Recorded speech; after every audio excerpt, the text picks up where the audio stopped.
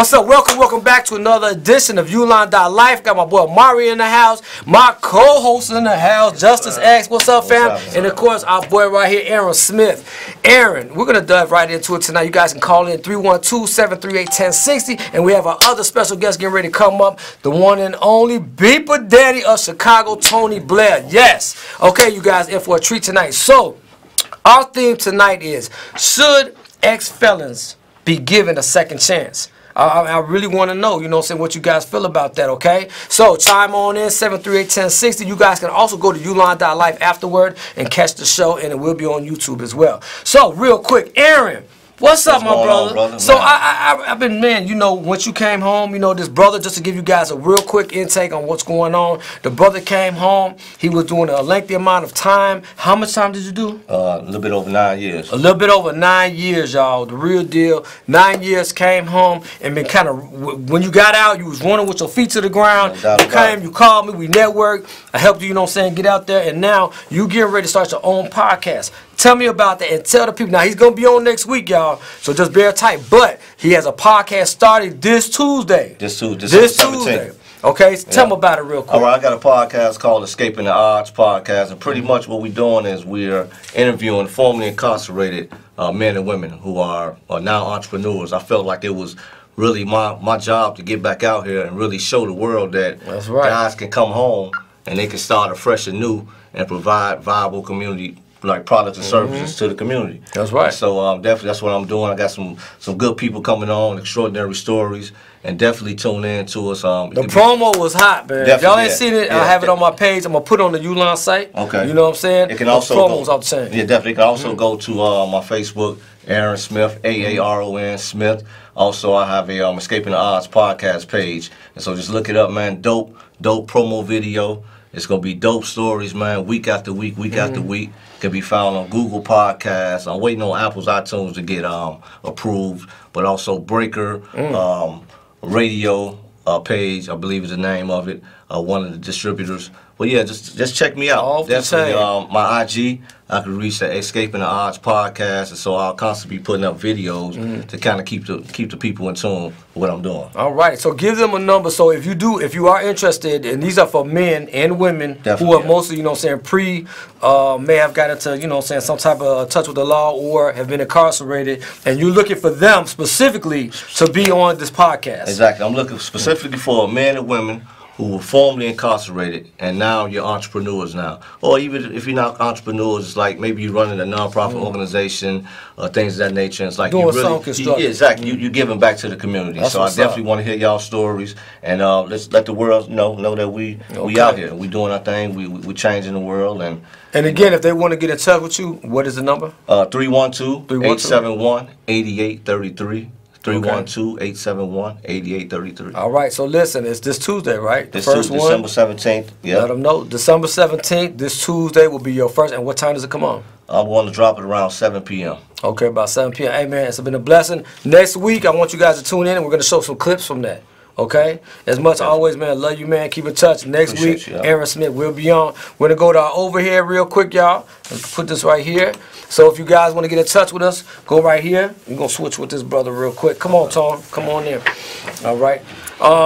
Again, y'all, that was Aaron Smith, one of my close friends. You know what I'm saying? Definitely Ulon brother, doing his big things. He's got this hot podcast out, and it starts Tuesday, okay? So you guys behind the scenes get to see what's going on, you know what I'm saying, real quick. But we're going to go back to this overhead and to us. All righty, and we're going to keep the show going. We have our one and only Tony Blair in the house. How you doing, brother? All right, this is the Beeper Daddy of Chicago. Yes. So getting into it real quick, because I know that, you know what I'm saying, we on the move, and this is going to be a hot show. So I need to know right off, how did you start in this game? Because I remember at the time, you got to turn that down, brother. We can't hear. You got to turn that off. At the time, right? You know what I'm saying? When you were coming up, I mean, this was phenomenal. You broke the trends. You broke the mold. Tell me about it. How did you even start with it? Well, first, I heard the thing about the 50 beepers. Yeah. Tell me about that. Well, first of all, how you doing? And listen, I graduated from Harlan High School. I was a journalist when I was in high school.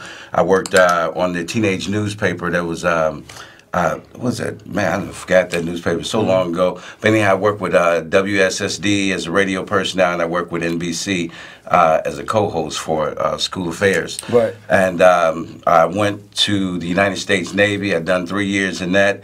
And then afterwards, that didn't really work out for me and stuff. So they always say, be all you could be. So I joined the Navy to be all I could be. And I enlisted as a journalist right there. But once I completed boot camp, then they said, hey, that field is closed right now, so you have to be a yeoman. And which is administration, you know, where you're giving instructions rather than, you know, delivering information to the world. Okay. So when I came back home, I heard that we had a new black mayor, Harold Washington. Man, I was so excited. I couldn't wait to get back to Chicago. Right. And I worked for CNA, and I was going to Loop College, where I was taking up business administration. And I saw there was an opportunity. It was this one guy. His name was Reggie Norman. I called him the Beeper King. All right. He was the first one who started off into the communications. But then he had to share that baton with me, you know. So I came. So how did it happen? Let's dive into it. Well, I started off as a zero and kind of ended up as a hero and things in the communication industry. And a gentleman was renting me out of office space for $50 a month. A month? Yeah, wanted me to sell bozo plates, but I felt like I was a clown. So you know what I mean? So I started calling all the communication companies in the city of Chicago, Metro Media, Mobilecom, and many more to name.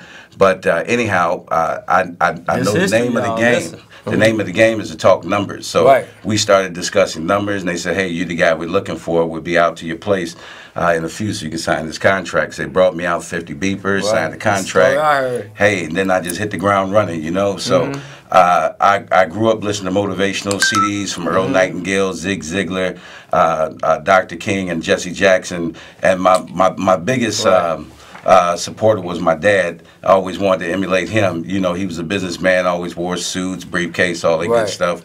And so I got those 50 beepers, and I was working with a gentleman, and we ended up, he knew everybody in the streets and stuff, and I knew everybody in the white-collar world. So we just took it to another level from there. I got my first office downtown on Randolph and Dearborn. That was above. That's the one of the ones I remember, Randolph and Dearborn. Right, above the Woods Theater building. Just so y'all know, I did a commercial with this man way back in the day. I'm talking about in the 80s. It was a rap commercial. It got on GCI. You helped start me. That was with Deli Dale. You know what I'm saying? Yes. And Deli Dale introduced us. And, man, I wish I could find that. So I'm going to go look in the archives. Yes. Because that was history right there. But go ahead. So real quick. So once you started doing that and you got your spark downtown, how was it that you started migrating? How did you get big? Well, the way I got big, you know, I work with different individuals like Pink House. He was working with WKKC. I work with Disco Dave, WBMX. That's right. I work with Ramoski Love. And Deli Dale was also very instrumental with my success as well. We would stay up late at night writing commercials because I know with 5,000 flyers we could only cover so much of the city. So we just took radio and I just took off with it, you know.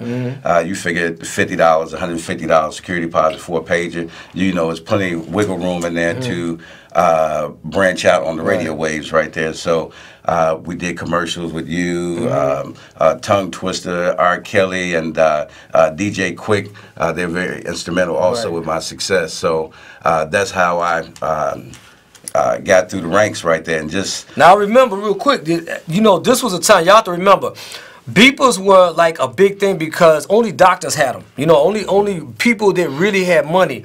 And so I remember the big ballers started getting them. You know, you really had to, you know, have some money to do it. So was your name ever attached? You know what I'm saying? Let's get a little nitty gritty. Was your name ever attached to like, well, who does he think he is? You know what I'm saying? Like, well, who is this guy? You know, is he supplying the big times out here? Like, what's going on? You know what? The strange that you asked that. Father Flager had made a comment.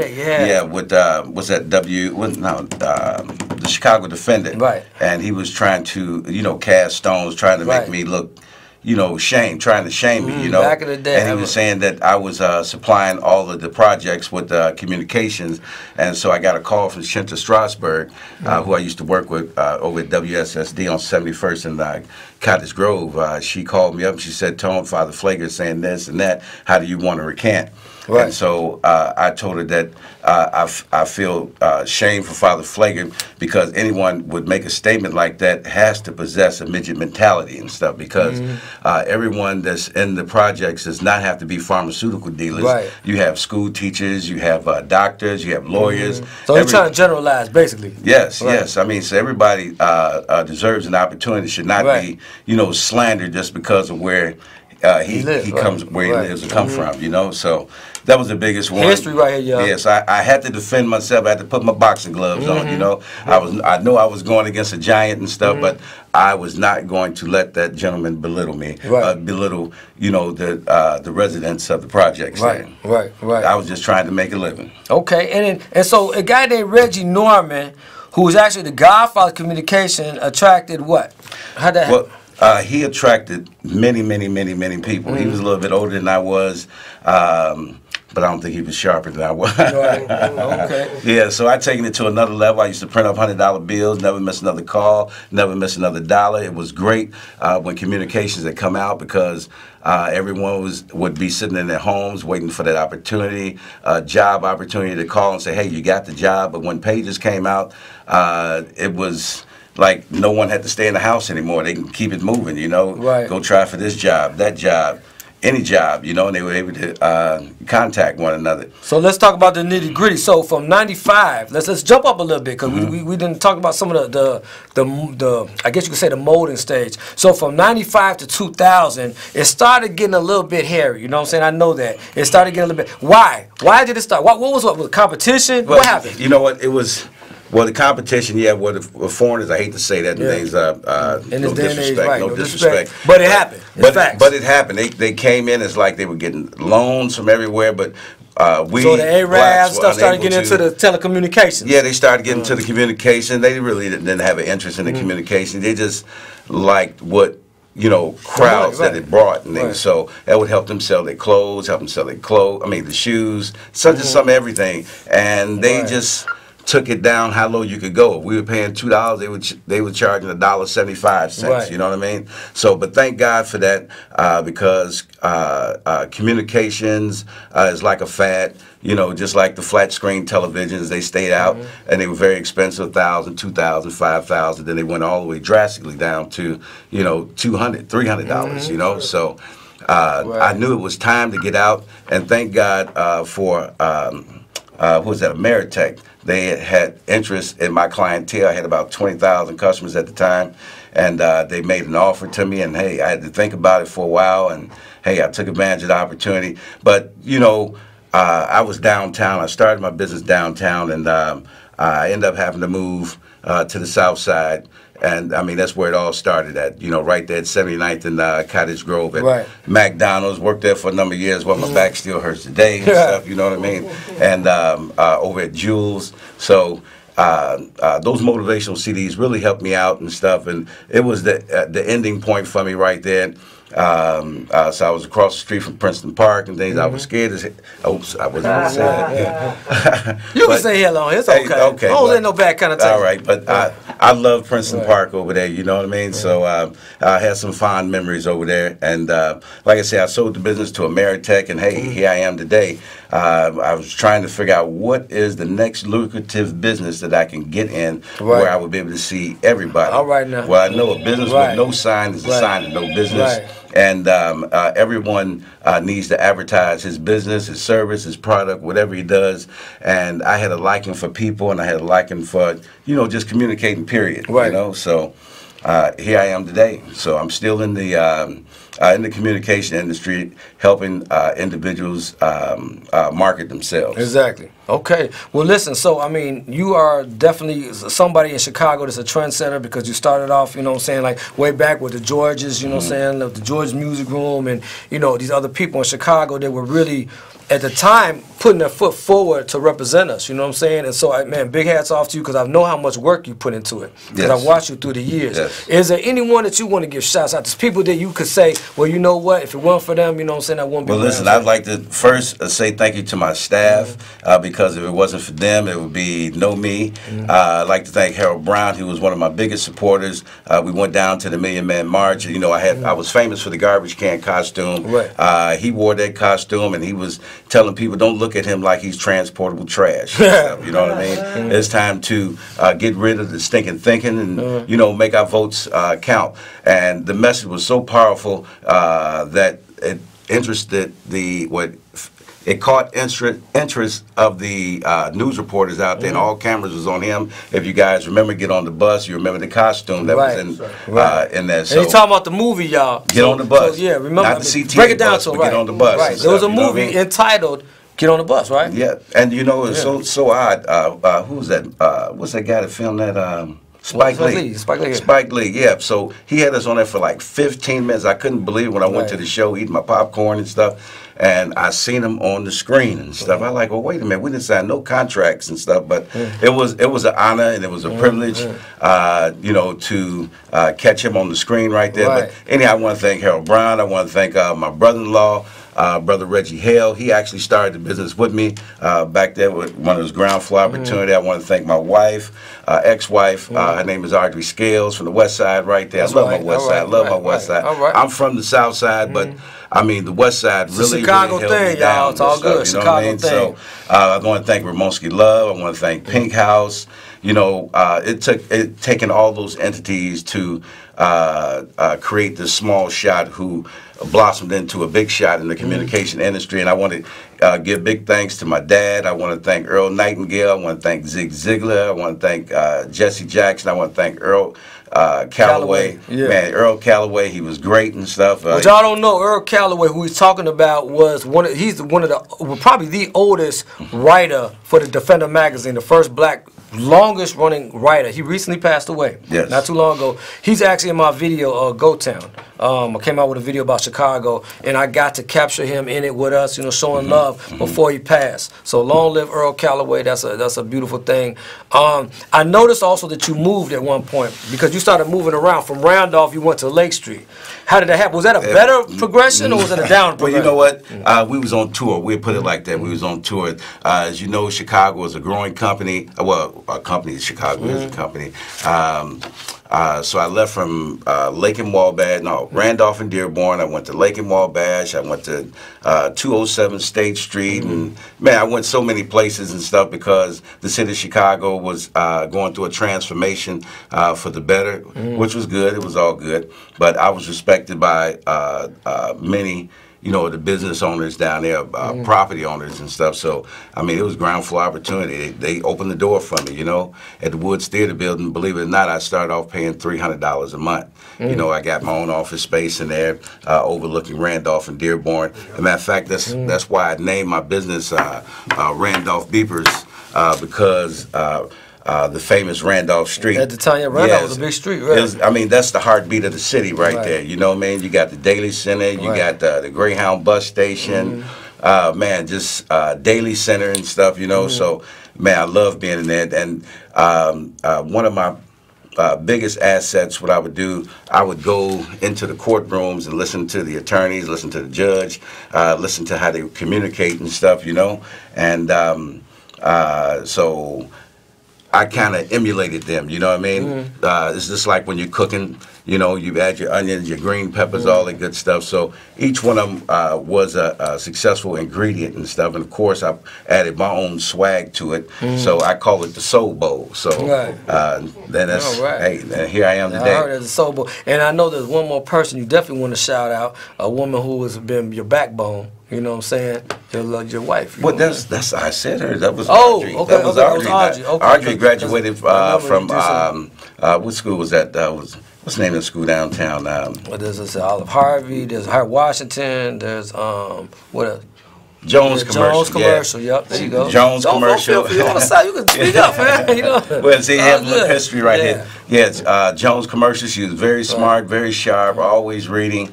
You know what I mean? I just admired that, and I was like, baby, please stop reading. Let's have some fun and stuff. You know what I mean? So she was a Jehovah's Witness. I was, and I said, listen, baby, I'm a worldly man and stuff, you know. But I would go down there to the Kingdom Hall with it. But I say my biggest inspiration was going to church. I went to church at Cosmopolitan. Reverend Henry Hardy was the preacher right there. Man, I had to keep up with the thesaurus and the dictionary to keep up with his sermons and stuff because, man, he was just explosive with his message. Feel free to jump in, Justice X, you know what I'm saying? I know you have people some of the game, you know what I'm saying? You feel from the game. Okay. But, and also, too, you know what I'm saying, I also want to make sure that, you know, Justice, you know what I'm saying, definitely gives his shouts out because I know he's been instrumental along the way. Earlier today, I kind of put him on Front Street. I found an old picture. You know, it's one of my students, you know what I'm saying, way back in the day. Yeah. Okay. And I found a picture that, you know, it's just like, it was perfect because he had just got a mohawk. And so I put it up there, and I'm like, oh, look at my man right here. And now look at him, you know, he's definitely putting in work as my co-host. I'm proud of the man he's become. And that's what Tony's, you know what I'm saying, Tony Blair's, you know, Beeper Daddy is all about is a progression from where you were, you know, to where you are now. So tell me about the final step into the printing business, because I know that you're doing that now. How did that happen? Well, the way that happened, I saw was a need. I just had to think of what is lucrative right now. What is it that people needs? What do they need? So I was doing business card flyers. I remember it was my last. I had just bought this house and stuff. I'm like, man, how am I going to break off into this industry? I got the mortgage due and stuff. So I said, hey, let me take this $1,000 and invest in some Coroplast signs for business cards. I was right there at 58 in the Dan Ryan, and man, I bought me some signs, put them up on all the poles and stuff, and the telephone just went crazy. And you know, so today I'm real big on the obituaries. Man, I've seen it. I've been in there. Yeah. There's so many losses of life right now and things, and I have to kind of say it's because of the life that we live right now, the technology and stuff. So, you know, with all these towers, cell towers in the backyards and our communities right there. So it has to be doing something to our brains. And, you know, with them cloning animals and stuff, you know, so it has something to do with that, you know what I mean? But that's the price that we pay. And, you know, I'm real big on microwave, man. I'm trying to microwave up and then, you know what I mean? Make a cheeseburger, popcorn, throw some hot sauce in it, you know what I mean? And then you can, Hey, listen. So I think that has a lot to do with a lot of deaths that are taking place. I have nothing to support it all and stuff, you know. But man, that's about it. And one thing I just wanted to say, you guys remember when your cell phone bills used to be $3,000, $4,000 a month, and I used to read this magazine called RCR, and their predictions was that cell phones are going to replace the home phones.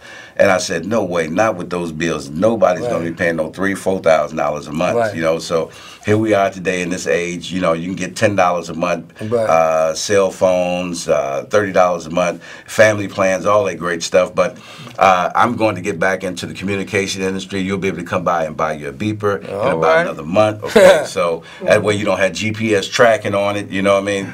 I mean, because some people just take advantage of that GPS tracking and stuff, and that's why so many people get knocked off and stuff, man. It's just too accessible. You can't make yourself too accessible, not in this day and time. Okay then. Yeah. Well, that's what's up. Real quick, I want to say, Justice, we're gonna pass the mic to you. Is there anything you want to comment or suggestion about? I know you've been kind of quiet over there because we've been sitting with these legends today. You know what I'm saying? My boy Aaron Smith definitely came by. He's gonna be on next week, and of course, the Beeper Daddy, the one and only Tony Blair is in the house. All right, so, thank you. Justice, you got anything to say, or you could just give your shout outs too. You know what I'm saying? Oh man.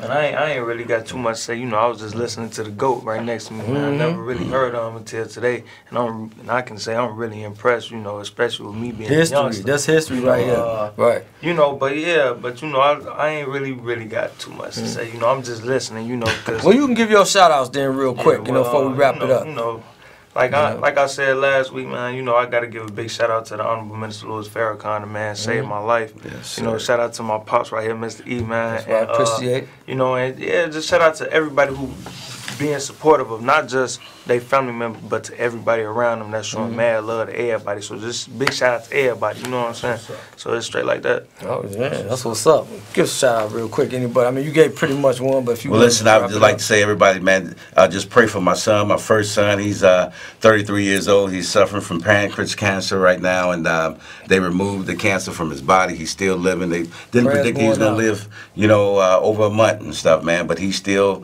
he got that Blair blood in him. You know what I mean? So I just want to thank everyone, all of my customers out there who's ever done business with me. But I'm still live and kicking. You can see me right there at 79th and Cottage Grove. Yeah, make sure y'all come through and show that brother some love. And real quick, I want to give a shout out to my boy Gino in the house. You know what I'm saying? Gino D. Collins. You know what I'm saying? One of my aces.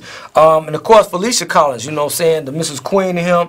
We got Duchess Gloria T. Gump Burns. You know what I'm saying? My auntie in the house. Duchess Gloria. We love you, Miss Burns. And my boy Ken Ross. You know what I'm saying? And of course my boy Crip and everybody else. All my Ulons across the city. All my lies in the house. Because, man, I love my people, man. CG in the house. And, of course, all the Kellers in the house. You know who you are. And we love you. And, again, remember, each one teach one. And don't stop there. Next week, we have my boy Aaron Smith on here. And don't forget Tuesday. You know what I'm saying? To tune on in. Go to Ulon.Life and you'll be able to find out where to tune on in. Man, again, man, it was a pleasure, man. You know what I'm saying? Tony, love y'all. See y'all next week. Holla back. Love.